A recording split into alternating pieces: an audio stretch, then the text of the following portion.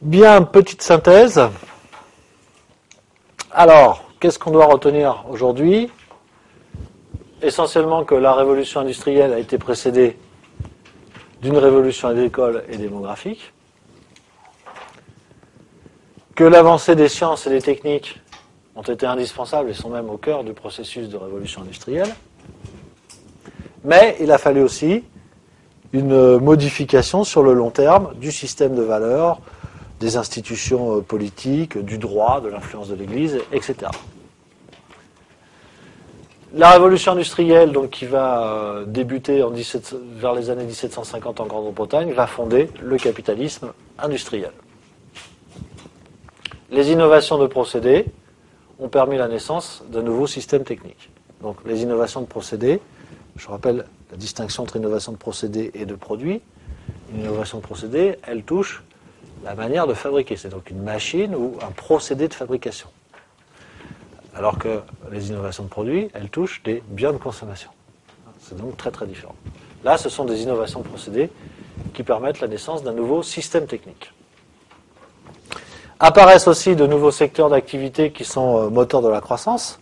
Alors, on n'a pas dit beaucoup de choses sur ces nouveaux secteurs d'activité. Essentiellement, vous l'aurez compris, c'est les mines et l'exploitation du charbon et du fer. C'est ensuite la métallurgie, c'est-à-dire la fabrication de la fonte du fer et de l'acier. C'est le chemin de fer. On peut considérer que c'est pratiquement, on va dire que c'est le secteur des transports, mais avec en son centre le chemin de fer. Et puis, au niveau des nouveaux biens industriels, il y a un secteur qui est essentiel à cette époque-là pour expliquer la dynamique de la révolution industrielle, c'est le textile. D'abord, l'industrie de la soie, et ensuite l'industrie du coton, sachant qu'évidemment, les Anglais où se produit cette révolution textile, eh bien, de par leur colonie, de par leur lien avec les États-Unis, eh bien, vont être approvisionnés en coton d'une manière surabondante, et ça va devenir les grands fabricants de vêtements de la planète à cette époque-là. Donc le secteur textile est vraiment, comme on dirait en économie industrielle, est le pôle d'entraînement de l'économie anglaise. L'industrie motrice. Les marchés se constituent, très important, si on veut vendre beaucoup de produits, si on veut des entreprises d'une certaine taille, il faut que les marchés aient aussi une certaine taille. Donc les marchés vont se constituer grâce aux moyens de communication et surtout à l'urbanisation. Londres va être la première ville à compter 1 million d'habitants et c'est pas un hasard. La croissance économique va progresser à un rythme inconnu jusqu'alors. D'un point de vue social, il est évident que de tels bouleversements économiques ne sont pas neutres, et donc c'est une nouvelle structure sociale qui se met en place avec l'apparition de classes sociales plus ou moins conflictuelles, la bourgeoisie et le prolétariat. Voilà, j'en ai fini, je vous remercie, et puis à la semaine prochaine donc pour une nouvelle leçon. Alors, que retenir de cette séance? Un certain nombre de points, somme toute limités. 1929, c'est la première crise financière mondiale. C'est la première fois que l'on assiste à une déconnexion entre le monde de la production et le monde de la finance, ce qu'on appelle déconnexion entre l'économie réelle et l'économie financière. Ça ne s'était jamais produit auparavant. Comme quoi, la monnaie n'est pas neutre. C'était aussi la première illustration réelle qui montrait que, contrairement à ce que disaient les libéraux, la monnaie n'est pas neutre. Parce que là, on voit que c'est la monnaie qui va engendrer, les phénomènes monétaires qui vont engendrer la crise de 29. Le processus de déroulement de cette crise, c'est un krach boursier, donc le monde de la finance qui vient éclabousser le monde bancaire, donc krach boursier qui débouche sur une crise bancaire. Cette crise bancaire aboutit par le phénomène de crédit crunch à la récession et à la baisse de la production, à l'effondrement de l'investissement, à l'effondrement de l'emploi et à la baisse des prix. Et ensuite, les mauvaises politiques économiques adoptées par les uns et par les autres, eh bien, expliquent pour l'essentiel l'internationalisation de cette crise.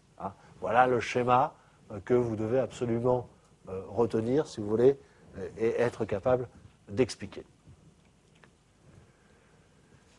Les politiques économiques ont d'abord été, dans un premier temps, inadaptées, avant les interventions massives de type New Deal qui vont apparaître à partir de 1933.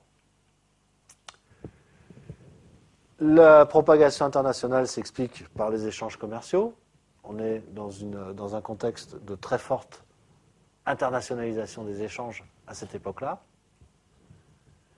Et finalement, la sortie de crise, le réamorçage de la pompe économique qui se fait sentir à partir des années 34, 35, 36, eh bien, va donner raison à la théorie keynésienne qui, dès lors, va devenir un modèle théorique alternatif au modèle libéral pour expliquer la chose économique.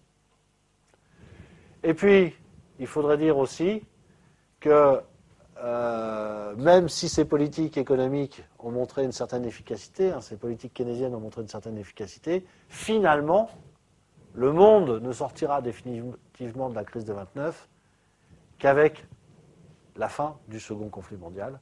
C'est-à-dire qu'il faudra vraiment attendre 1945 pour qu'on puisse passer à un autre stade du développement économique. Alors évidemment, il est certain que si la crise de 2008, qui par certains aspects montre des caractères communs avec la crise de 29, eh bien si cette crise de 2008 n'a pas eu les mêmes effets sur l'économie réelle, c'est-à-dire si la récession n'a pas été aussi violente en 2008 qu'elle l'a été dans les années 30, eh bien c'est très probablement parce que nos hommes politiques et nos économistes ont tiré des leçons de cette crise de 29 et ont évité de commettre les mêmes erreurs, et tout particulièrement les erreurs de politique économique. Je vous remercie.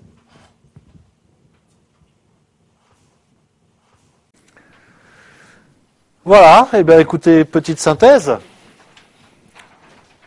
pour ne pas oublier l'essentiel de l'essentiel. Alors que devez-vous retenir ? Eh bien que les 30 Glorieuses, c'est un âge d'or définitivement disparu. Alors on ne va pas verser sa petite larme. Il faut considérer que cette période est une période anormale de l'histoire. Anormale, c'est-à-dire qui n'est pas dans les normes. Ce qui veut dire qu'auparavant, la croissance était lente, après, la croissance est lente, et donc, ce qui est différent de tout ce qu'a connu l'histoire économique, c'est cette période-là. Donc, on n'a aucune raison de penser que l'on va retrouver l'exception, en quelque sorte. C'est une période de grands bonds en avant, d'ailleurs avec une belle petite faute d'orthographe à bond, comme vous l'aurez remarqué, qui prend un petit dé. C'est donc un grand bond en avant, et ça fait référence évidemment à la Chine, puisque c'est une expression qui est utilisée par la Chine, le grand bond en avant.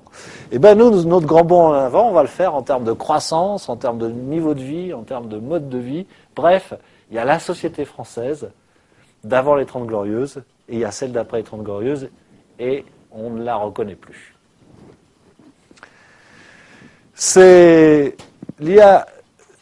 Les explications essentielles de ce mouvement, c'est le rôle fondamental, capital, qui était joué par l'État, comme on l'a vu, mais aussi par les entreprises qui ont su adopter les règles de l'organisation scientifique du travail, du taylorfordisme, et donc qui ont su être de plus en plus efficaces. Cette période a profondément changé l'Occident, économiquement et socialement. En 30 ans, évidemment, là, les bouleversements ont été fantastiques.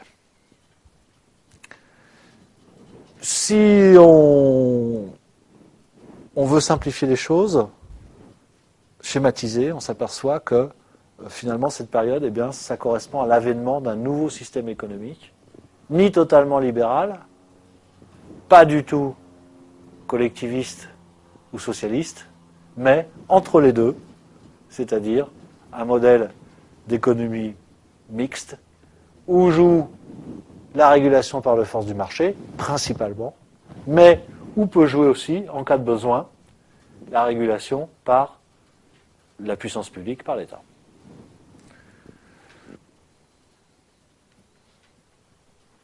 Voilà, je vous remercie. À bientôt donc pour une nouvelle séance concernant cette fois-ci les chocs pétroliers.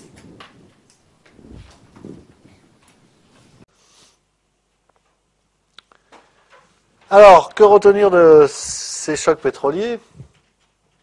Eh bien, d'abord, encore une fois, c'est un choc exogène. On pourrait parler d'inflation importée, véhiculée par une matière première ou là, en l'espèce, de l'énergie. Donc, choc exogène d'origine géopolitique, puisque dans les deux cas, et même on pourrait parler de ce qui se passe à partir des années 2004. La question se pose, est-ce qu'on est dans un troisième choc pétrolier d'ailleurs? Les événements géopolitiques ne sont jamais totalement absents, y compris sur la période actuelle. C'est-à-dire que les tensions au Moyen-Orient, la libération des peuples arabes, avec toute l'incertitude sur les contrats pétroliers, sur l'exploitation de la ressource pétrolière, eh bien, effectivement, c'est de nature à faire flamber le prix du pétrole. Donc voilà une matière première où la géopolitique n'est jamais absente pour expliquer le prix. C'est simple, les pays consommateurs, ce sont les Occidentaux, pour l'essentiel. Arrivent maintenant un certain nombre de grands pays asiatiques, mais jusque-là, c'était les Occidentaux.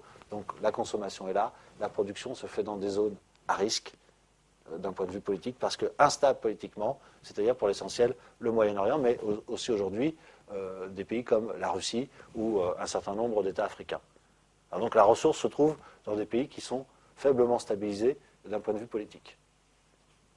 Et cette contradiction entre le lieu de localisation de la ressource et les lieux de consommation, eh bien, ça se traduit par des effets de grande instabilité sur les prix. Des conséquences macroéconomiques importantes, on l'a vu, effondrement de la croissance, déficits commerciaux, augmentation de l'inflation et apparition du chômage de masse. Voilà les 4 principaux déséquilibres qui sont liés à ces chocs pétroliers. Alors, ces déséquilibres ont forcé finalement les systèmes économiques à muter. Donc il y a une grande période d'adaptation ensuite et de modernisation. C'est ce qu'on appelle de la modernisation à chaud, c'est-à-dire qui n'est pas du tout anticipé, prévu et planifié, mais qui se fait sous la contrainte. C'est je change tout de suite brutalement et violemment, ou je disparais en tant qu'entreprise. Et donc le changement, dans ces cas-là, se paye toujours en termes sociaux. Ça explique, encore une fois, des centaines de milliers de destructions d'emplois. Alors le choc pétrolier de 2007, lui, il a une autre signification parce que, évidemment, on est tenté de faire un parallèle avec ce qui s'est passé dans les années 70 et 80. D'ailleurs, la question se pose de savoir est-ce que l'on peut parler d'un choc pétrolier, puisqu'on constate depuis 2004 une augmentation constante du prix du pétrole et que nul ne prédit une baisse de ce prix du pétrole à nouveau. Pourquoi? Parce que la ressource pétrolière atteint bientôt ses limites. On va atteindre ce que les spécialistes appellent le peak oil, c'est-à-dire qu'on va commencer à consommer on va commencer à piocher dans les réserves connues, sachant que, a priori, il n'y aura plus de réserves disponibles, c'est-à-dire qu'on aura quasiment tout découvert ou découvert l'essentiel. Donc, à partir du moment où il y a le peak oil, la quantité de pétrole ne peut que diminuer. Et donc, si la quantité de pétrole ne peut que diminuer, le prix du pétrole ne peut qu'augmenter. Donc, on sait que, de toute façon, du point de vue de la rareté de la ressource, on est nécessairement, alors il pourra y avoir une petite rechute sur quelques années, mais sur le long terme, on est nécessairement dans une dynamique de progression très importante du prix du baril de pétrole. Ce qui, d'ailleurs, a un effet bénéfique. Je vous rappelle que le pétrole et son utilisation sont très impliqués dans les dégâts écologiques et dans le réchauffement climatique, dans l'émission de gaz à effet de serre. Donc, l'augmentation de son prix par des mécanismes économiques devrait en limiter la consommation.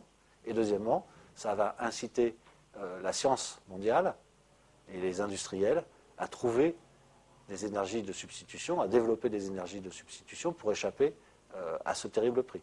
C'est-à-dire que probablement, écologiquement, le salut de la planète va passer par cette augmentation du prix du pétrole, puisqu'elle va s'accompagner d'une grande rentabilité des énergies de substitution et donc d'une diffusion beaucoup plus rapide de ces énergies de substitution.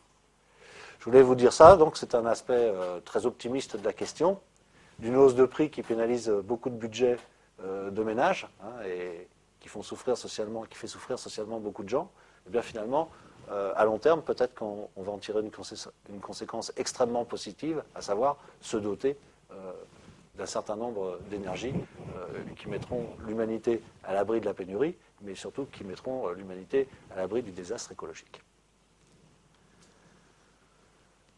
Alors l'avenir du prix du pétrole, eh bien, vous l'aurez compris, le pétrole à moins de 70 $ le baril, ça paraît totalement improbable, et que probablement, très probablement, en tous les cas c'est ce que pensent les experts, hormis les périodes de récession, on devrait maintenant ne plus quitter le seuil, le cliquet des 100 $, et pourquoi pas revenir sur les excès qu'il y a eu il y a quelques années sur un prix du baril à 150 $. En tous les cas, un prix constant en moyenne à 100 $ ne serait pas quelque chose d'étonnant ni d'exceptionnel pour les prochaines années. Donc, il faut s'attendre à avoir une énergie pétrolière très très coûteuse dans le futur. Voilà, je vous remercie. Vous savez tout sur les chocs pétroliers, en tous les cas, j'espère.